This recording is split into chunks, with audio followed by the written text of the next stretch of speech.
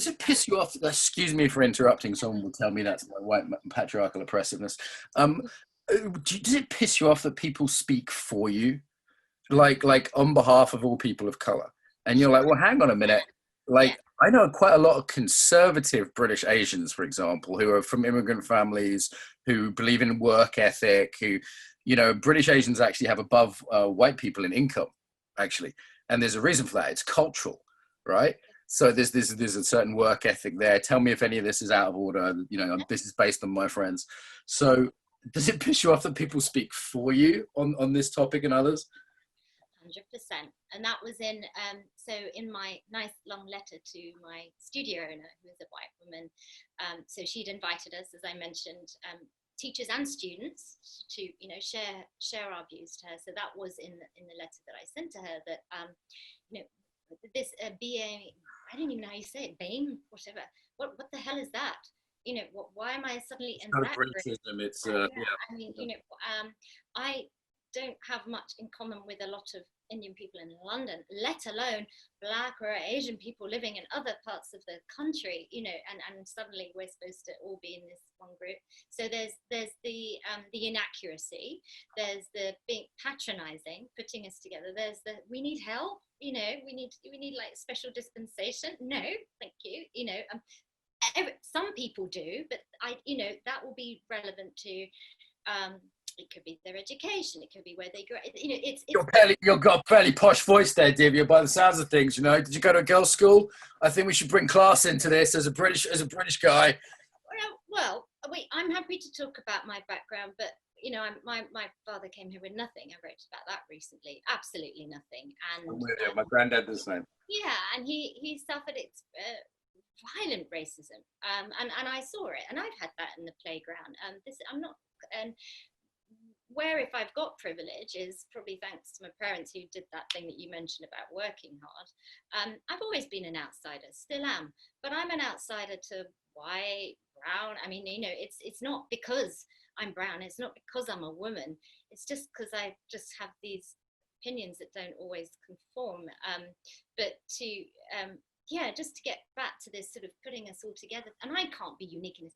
I'm sure listening to this, people of all races thinking, yeah, I mean, can you just stop patronizing and thinking that we're all needing the same? So I think needs are different. We talked about context.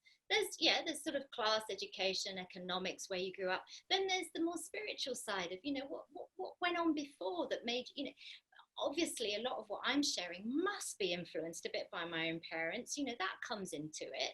What you were exposed to growing up, all of this comes into it. It's not stating the part, you know, black and white issue. There's so many other, you know, contributing factors to how someone is and how they're treated. Nuance has gone out the window, hasn't it? Nuance comes into it, but if we just... It's a factor. You experienced racism and I didn't as a result of the color of your skin, right? That's not nothing. That needs to be considered, right? And as you say, I'm hearing you say a few things. I'm hearing you say you don't want to be patronized, that the nuance is a factor, context is a factor. You can't put everyone in a box. Don't speak for me. And tell me again if I'm wrong here, that I'm hearing you say, like, I don't want to be framed as a victim. That's really what I'm hearing here. Is that accurate? Yeah, and side by side, give people the spaces and channels and access to share where they need support or need. That's where, you know, from that way, but have that side by side with the understanding that these things aren't just, you know, one thing or another. And that way also, you then don't alienate the societies that you are trying to, I thought we're trying to all get along here. So, you know, using strategies that divide us and sit with. I used this example the other day with a friend who was sort of arguing with me on this, and I said, well, you know, take a couple who are arguing, and if I was to say to my boyfriend, you don't understand me and you never will, well, where are we going to go with that? And it's because of the color of your skin, and there's nothing you can do about that. Yeah, now I've had lots of discussions, particularly with my last boyfriend, about race. He's white, English, whatever, but it wasn't about, I don't know, improving or needing, or one above the other, or needing any particular treatment. It was more just discussion about how it plays in our life, actually, and his too. Okay. Understanding, right? Because I do think this is fair. Like, there are experiences I do not have that you will, as a woman, as a woman of color. You have experiences I don't have. And I want to empathize with that, and I want to understand that, and I want to get, there are some cards that I've been dealt which I didn't deserve, maybe, or I'd rather, though, I think for me, I'd rather frame it like understanding cruelties that happen to other people and injustices that happen to other people, and having empathy for that, rather than why I should feel guilty for not having that. Does that make sense? Yeah. So again, if we bring it back to the familiar, because I think in a way people are a bit too throwaway when they talk about these are big topics. You talk about societies, black, white, women. But if we bring it back to the last example you just gave, if I had a child and all I'm doing is saying you're wrong, or you shouldn't think this, well, they might conform to that, but what's then going to happen? What's going on internally? And why should that be any different if you say that to a friend or to someone online? Is that successful? Has that got you anywhere? Does it get you anywhere? I got an email today that was I made a joke about Germans in a newsletter we put out from Faulty Towers, and someone got very upset about this, and they emailed me back saying, you're a piece of shit and blah, blah, blah, and I'm unsubscribing. It's an abusive email. And part of me just went, has that ever worked for you? Yeah. In changing a view, in connecting, and maybe the joke was out of order. Actually, no Germans have complained, incidentally. But it was like, okay, has that worked for you as a strategy? Because it doesn't seem smart or kind, and if it's not smart or kind, why do it? Yeah, I think people aren't also thinking about the backlash for. Here's another one. So we talked about discrimination earlier in terms of like positive discrimination. So most people out there now would say the opposite of what you said. They should say there should be this thing called representation, right? So if we're doing a conference or an event, for example, we have this German speaking day come up, and we've been very much looking for Black German speakers to speak at this event, which is actually a relatively tricky thing to do. And we're making an effort, and we're going beyond our normal networks, and that feels okay to me. And I do want anyone who comes to that event to feel welcome. So this is where I would make a case for not so much like, this is where I would make a case that there is a case for sort of people going, I belong here, or I'm allowed here, something like that. But here's the thing. Let's say everybody starts doing this as normal. Yeah. What is that going to create in people's minds? What backlash is that going to create for someone who was looked over for a job? Or for, when you see someone on a speaker schedule and you go, is that person there on merit or not? I hate that question in my mind, because I want to be able to trust totally that everyone there is there on merit, right? Yeah. Does this make sense? I hope I'm not saying something.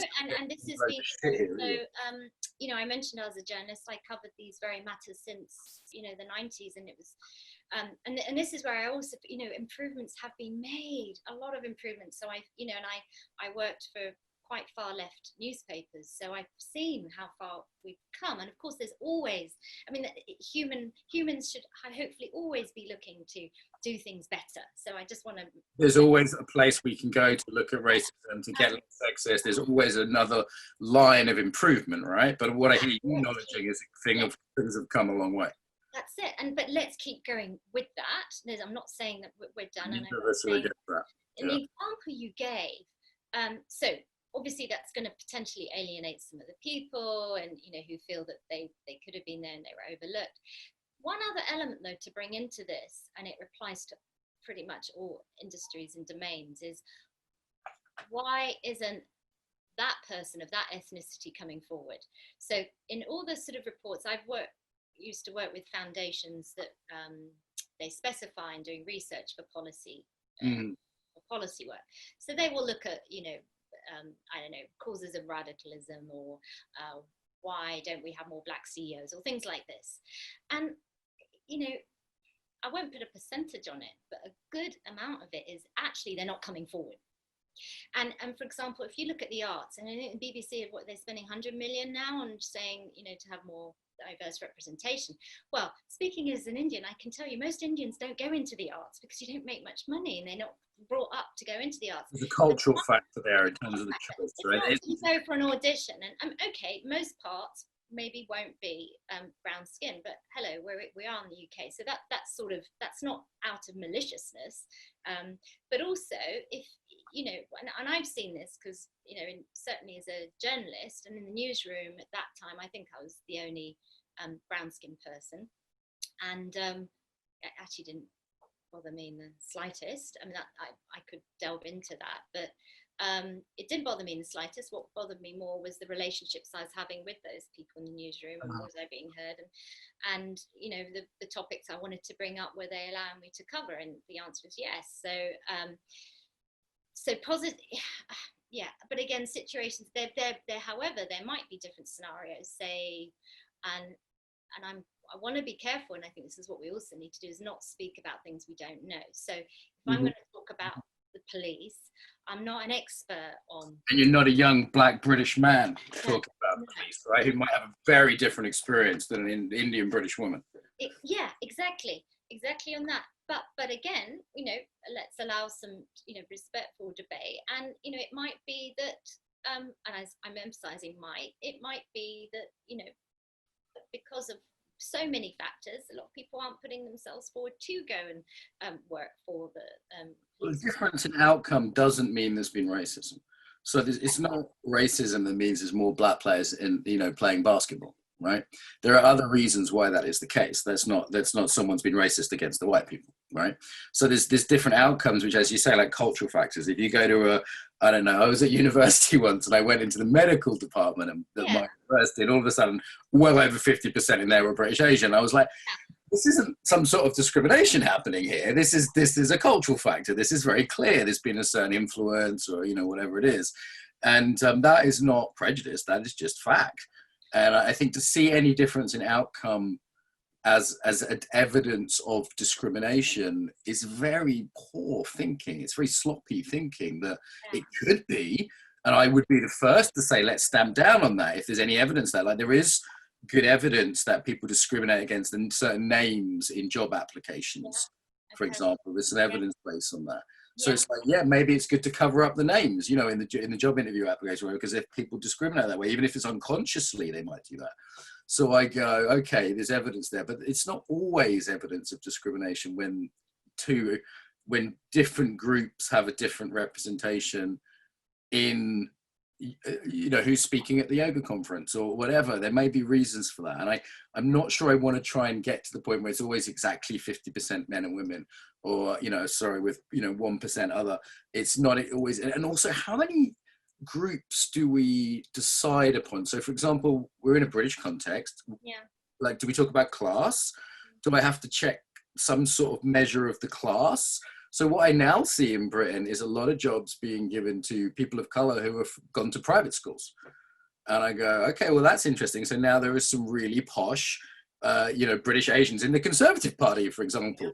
And I go, okay, but are other things being measured that are maybe less obvious? Because they call it segments, don't they? There are infinite segments, if you're sections and intersectionality. There is a near infinite number of those, some of which, like class, are very important, but are far less visible for people to count on a website, And that's what people will do. They'll count the brown faces on a website I put forward, and I'm going, you don't know these individuals and how diverse their opinions are and how diverse their backgrounds are, and who's gay and who's from a working class background. And it's I'm not going to start putting little pink labels on all the gay people on the speakers list.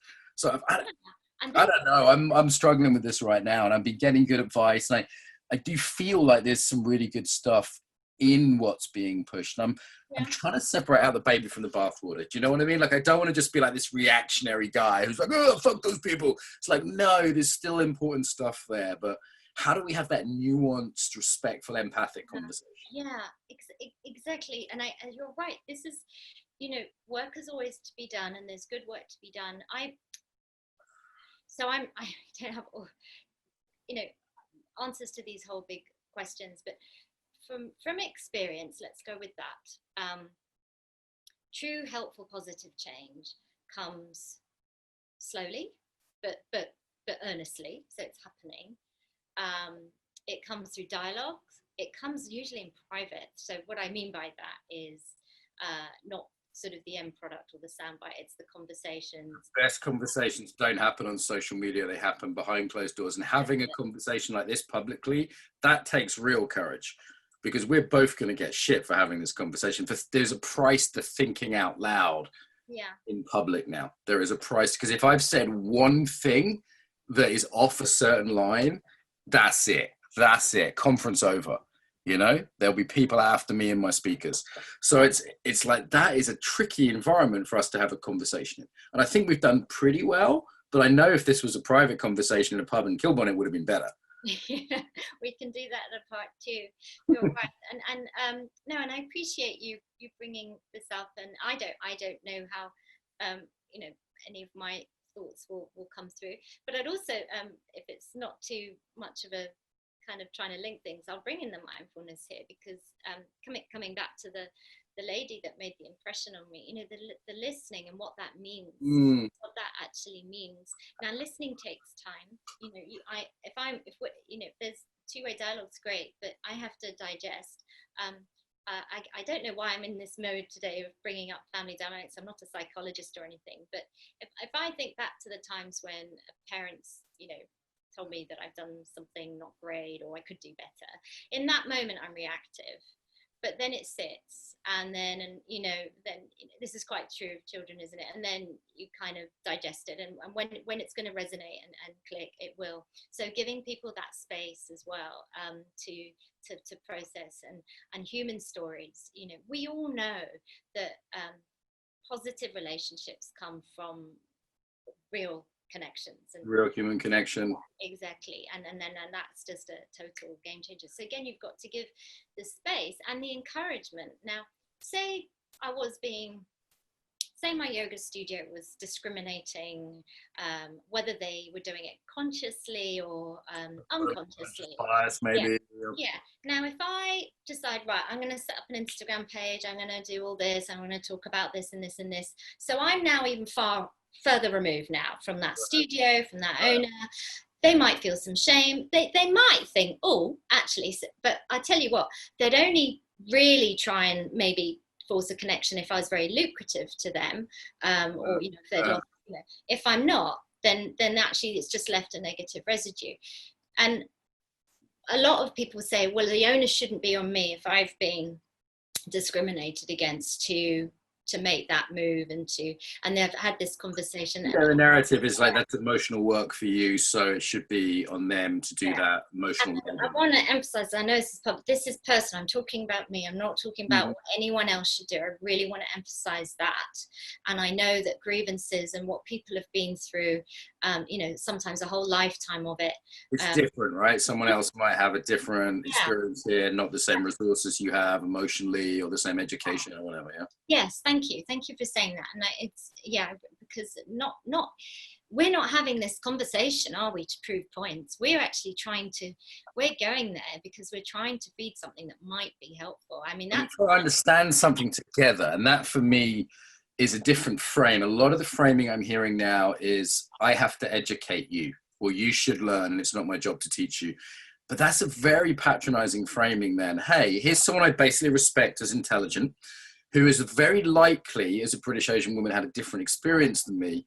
Maybe we can have a conversation together and work something out. And I can check out a few of my assumptions, and we can challenge each other, and we can agree and disagree.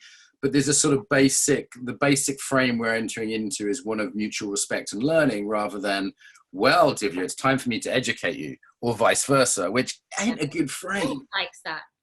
When has that ever worked? But I go a step further, which isn't for everybody. And maybe it's the journalism, I don't know, maybe it's how my dad did it, but I want to know about you, even if I'm the one aggrieved. I want to know about you. I want to know, not because I'm trying to get one on you, but A, I might learn, but B, that's, for me, compassion is, it's got to be the way. And this is where my yoga really, you know, and if I'm not attached to the outcome.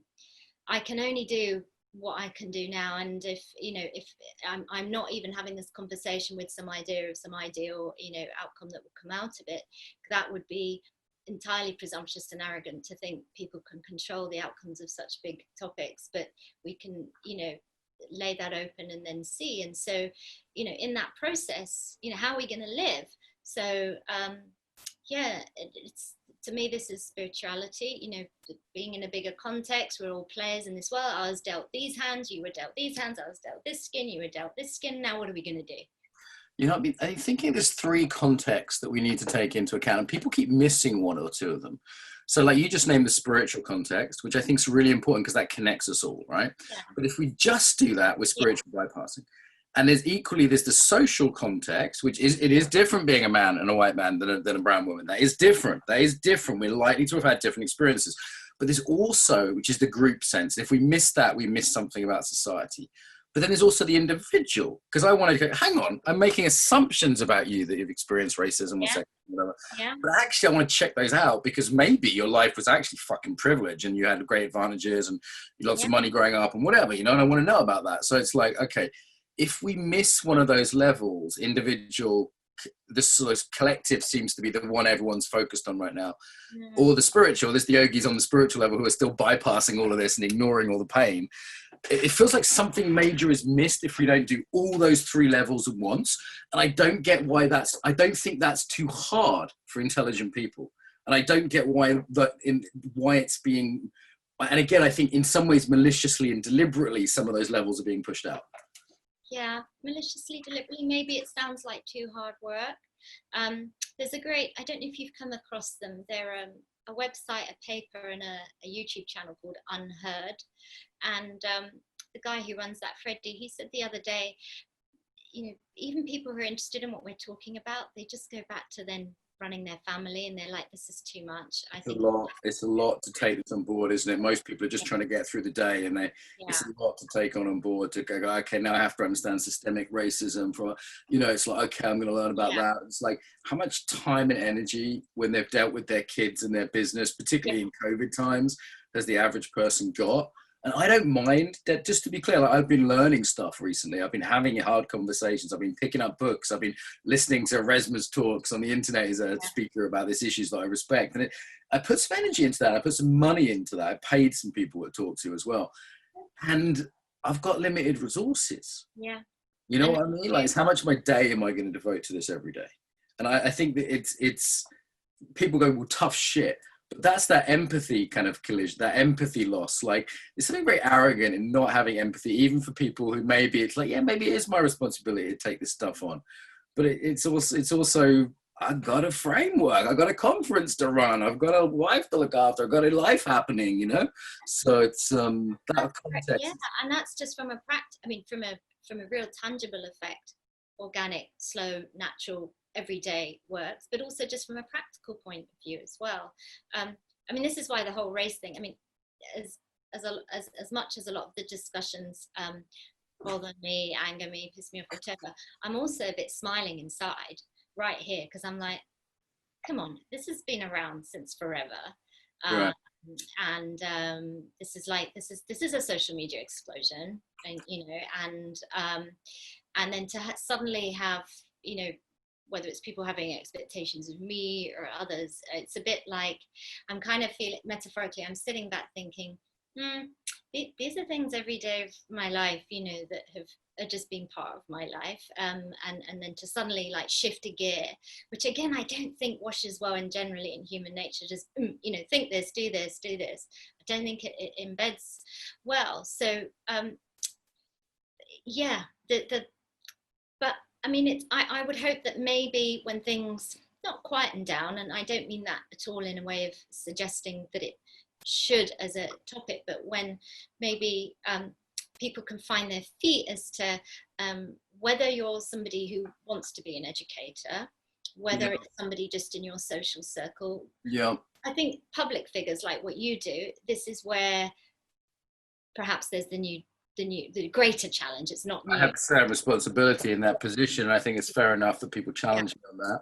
Yeah. And it's not everyone's job to be a kind of expert on these. And with Me Too, we did see a sort of journey, didn't we? It went from a sort of, an initial surge that needed to happen, maybe went a bit over the top at times, got a bit angry at times, and then there's a bit of pushback, and then it settled into a kind of like, okay, cool, consent culture's has established in a new way, and that's a step forward.